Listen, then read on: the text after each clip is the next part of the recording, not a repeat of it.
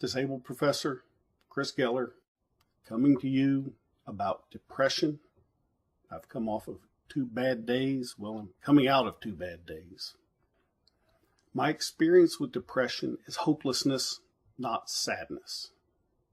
Depression discourages me. It takes my courage away. I had suicidal thoughts for a long time. Even living in this house, which means my oldest was high school age, I would make gestures of pointing a pistol at my head.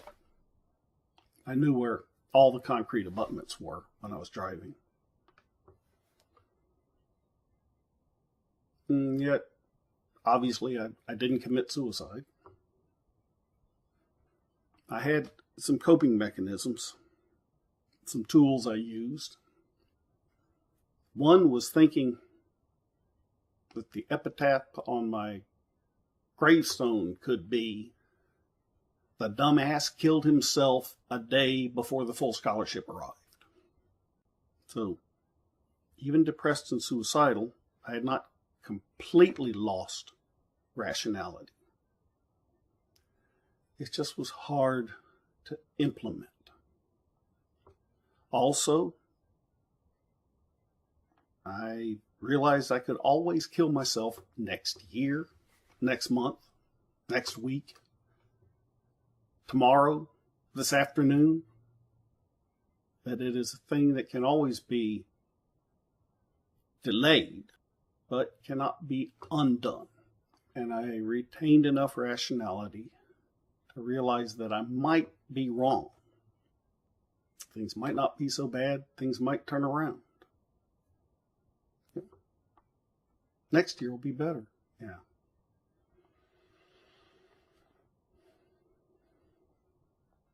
When I was at Camp Bonner, camp staff as Boy Scout, I was mad at one of the professionals. I don't remember who. I remember I was out on the nature trail, and I realized that what I was mad at the professional for was not a thing to be mad about. And I stopped being mad, and I realized that I was immediately mad at someone else. I came to realize I was always mad at somebody. And I learned to deal with that by being mad at someone far away.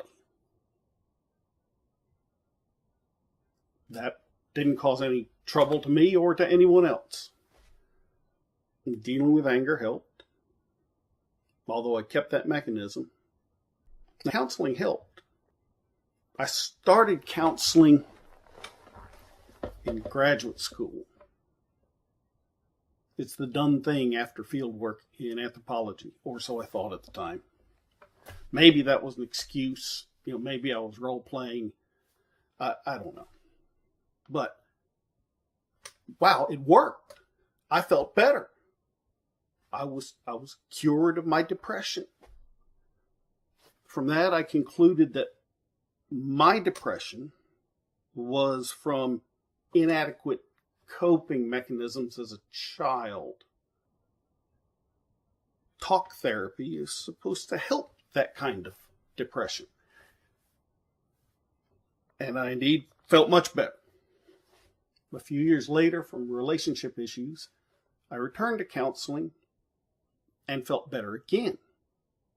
So it was like I'm starting out down here depressed, and then I get better, and I'm up here and I think, wow, I'm all better. But then the next time I'm up a little higher. So, cured? I don't know. Helped again, but cured? Maybe there's more help to be made. And the third round of talk counseling indeed brought me higher. And I felt much better. But the photos of me still show a flat aspect in retrospect when I look back at them. Then My wife sent me to a doctor for medication. She's well familiar with depression. Prozac brought another big gain. So my depression is also biochemical. Now, startling thing about it is Prozac is supposed to take effect over weeks or months, or at least so I thought when I started it. I'm a social scientist. I'm not a medical person, but I expected the effect to take weeks or months. And then after 2 days, I started on a Sunday, and on Tuesday, I realized I wasn't mad at anybody. I had no reason to link Prozac with mad. And besides, for me, being mad at somebody far away was a solution. So it wasn't a placebo effect. After 2 days, this anger at someone far away wasn't there. I'm forgetful. For a while, I forgot to take my Prozac, and the anger came back. I didn't realize I wasn't taking my medicine until after being mad for some days or weeks. So I think the effect is real. Now, I still get angry, and I still have the impulse to divert the anger to someone far away. This process happens, but I'm much more in control of it now. I can self-talk my way out of the anger. I can think about it and realize whether something that warranted anger happened, that what happened warranted anger, and whether the anger is going to be of any benefit. And I can usually talk myself out of the anger. And it fades in a day or two anyway, now that I'm on medication. Now, even with the Prozac, I'll still have bad days. Days where I'm depressed enough that sweeping the floor seems like a silly waste of time. The last 2 days, for example. And I functioned. I got to my daughter's concerts. Wasn't very engaged in them, but I got there. And this last 2 days is why I'm doing it now, doing this video now.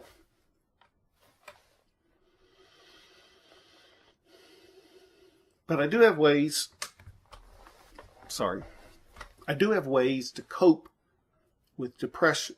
It isn't always totally disabling.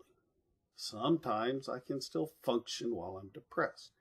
Most of the time, I can still function some. Not saying anything about anybody else on that. I can usually function some depressed, and if this is a chronic condition, sometimes I perform quite well. I work when I can. Well, at the heart of it, I got help. I didn't try to bulldoze through it myself, at least not forever. Eventually, I got help. I went to counseling. I got medicine. Given that, I work when I can. It's kind of like finding an excuse to work instead of finding an excuse not to work. Obviously, that's not going to work in the depths of depression, but it's not always at its deepest depths. I push through even when I know the project is going to fail. even when I expect it to fail. After all, I've failed many times. I guess I've failed dozens of spelling tests in a row. I know how to fail. Of course, this pushing on, even in the face of failure, has downsides. It's not all pluses. I stuck to wrestling too long in high school. Looking back, it was stupid. I wasn't a good wrestler. Why keep at it? There are other things that I've kept at far too long. 16 years in college. Of course, I got my Ph.D., but still, it's 16 years in college. Another coping tool is delaying irreversible actions. Not just suicide, but quitting a job or quitting school. Put it off. Severing a social relationship. Put it off. It can be done later. There's no rush. I really do not want people to see this.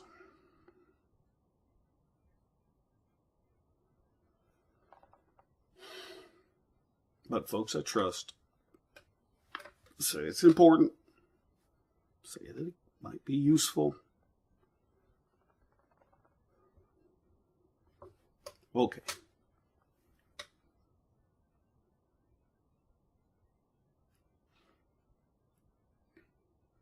Pushing through when I feel like pushing is hopeless, that it's pathological, that I'm hurting myself and others by pushing through. It requires some memory of successes and belief in those successes in spite of the depression. The depression fights very hard against this coping tool. Depression says the successes weren't real. The successes didn't happen. All the good things are imaginary.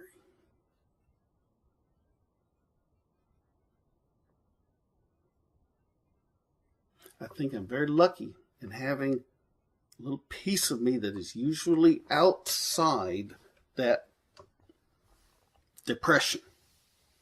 There's a little piece of me that can say, that thing you did before, that honors thesis you wrote, that was a good piece of work. I think just pushing through is not a general solution. Toughing it out usually isn't possible because you don't believe in the toughing it out. On Prozac, those feelings are much less frequent. I don't know where the concrete abutments are now. I'm willing to handle pistols on occasion.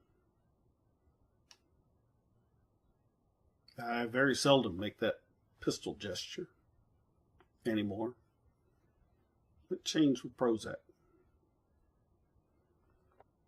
And I can use depressive despair against itself. For example, quitting won't help anyway. I'm not capable enough to commit suicide properly. I'll just end up messing it up. So quitting, suicide, severing relationships won't work anyway. Bizarre as it is, it sometimes works for me. I've done it. It's worked at least a few times. I wouldn't recommend it as a general solution. So, these are some of my personal experiences and coping tools for depression. Disabled Professor Chris Geller, signing off.